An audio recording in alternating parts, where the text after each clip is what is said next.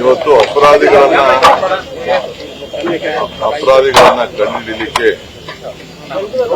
ನಮ್ಮ ಪೊಲೀಸ್ ಇಲಾಖೆ ಪ್ರತಿ ಜಿಲ್ಲೆಗೂ ಒಂದು ವಿಶೇಷವಾದ ವಾಹನ ಲೇಟೆಸ್ಟ್ ಎಕ್ವಿಪ್ಮೆಂಟ್ಸ್ ಅನ್ನು ಕೊಟ್ಟು ಕೂಡಲೇ ಅಪರಾಧಿಗಳನ್ನ ಶೋಧನೆ ಮಾಡಬೇಕು ಅಂತ ಹೇಳಿ ಈ ಕ್ರಮ ಕೈಗೊಂಡು ಇವತ್ತು ನಾನು ಫ್ಲಾಗ್ ಮಾಡಿದ್ದೇನೆ.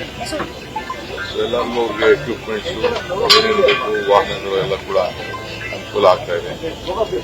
ಸೊ ಇದಲ್ಲದೆ ಮಾದಕ ವಸ್ತುಗಳನ್ನ ಈಗಾಗಲೇ ನಮ್ಮ ರಾಜ್ಯದಲ್ಲಿ ಹೆಚ್ಚು ನಾವು ಗಮನವನ್ನು ಸೆಳೀತಾ ಇದ್ದೇವೆ.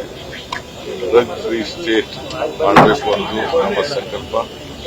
ಅದಕ್ಕೆ ನಾವು ಮುಂಜಾಗ್ರತೆಯಾಗಿ ನಾವೆಲ್ಲ ವ್ಯವಸ್ಥೆಯನ್ನು ನಾವು ಮಾಡ್ತಾ ಇದ್ದೇವೆ. ಈಗಾಗಲೇ ಸಾವಿರಾರು ಜನ ಪೆಡ್ಲರ್ಸ್ ಕೂಡ ನಾವು ಬಂಧಿಸಿರೋದು ಈಗಾಗಲೇ ತಮಗೆ ಮಾಹಿತಿಯನ್ನು ನಾನು ತಿಳಿಸಿದ್ದೇನೆ. ಸೊ ಮುಂದಿನ ದಿನದಲ್ಲಿ ನಮ್ಮ ರಾಜ್ಯವನ್ನು ಕಾಪಾಡಲಿಕ್ಕೆ ಯುವಕರಲ್ಲಿ ಜಾಗೃತಿಯನ್ನು ಮೂಡಿಸಲಿಕ್ಕೆ, ವಿದ್ಯಾರ್ಥಿಗಳನ್ನು ಜಾಗೃತಿ ಮೂಡಿಸಲಿಕ್ಕೆ ಎಲ್ಲ ನಮ್ಮ ತಂದೆ ತಾಯಿಯಂದಿರು ಕೂಡ ಆ ಮಕ್ಕಳ ಬಗ್ಗೆ ಸ್ವಲ್ಪ ನಿಗಾವನ್ನು ಕೂಡ ಅವರು ಕೂಡ ವಹಿಸಬೇಕಾಗ್ತದೆ. ಆ ನಿಟ್ಟಿನಲ್ಲಿ ನಮ್ಮ ಕೆಲಸವನ್ನ ಮಾಡಬೇಕೆಂದ್ರೆ ಪೊಲೀಸ್ ಅವರಿಗೆ ಸಹಕಾರ ಕೊಡಬೇಕಾದ್ರೆ ತಂದೆ ತಾಯಿಗಳು, ಸ್ನೇಹಿತರುಗಳು, ವಿದ್ಯಾರ್ಥಿ ಸಹಭಾಗಿಗಳು ಸ್ವಲ್ಪ ರಕ್ಷಣೆಯನ್ನು ಮಾಡಬೇಕು.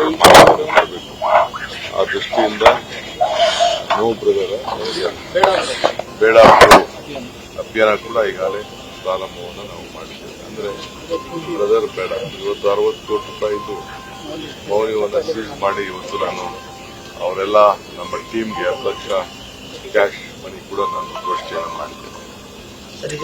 ಶಾಶ್ವತ ನದಿ ಜೋಡಣೆ ವಿಚಾರದಲ್ಲಿ ಕುಮಾರಸ್ವಾಮಿ ಅವರು ಒಂದು ಮಾತು ಹೇಳಿದ್ದಾರೆ ಸರ್, ಇದು ರಿಯಲ್ ಎಸ್ಟೇಟ್ ವ್ಯವಹಾರ ಅಲ್ಲ, ನೀರಿನ ಪ್ರಮಾಣ ಮೊದಲು ನಿಗದಿ ಮಾಡ್ಕೊಳ್ಳಿ.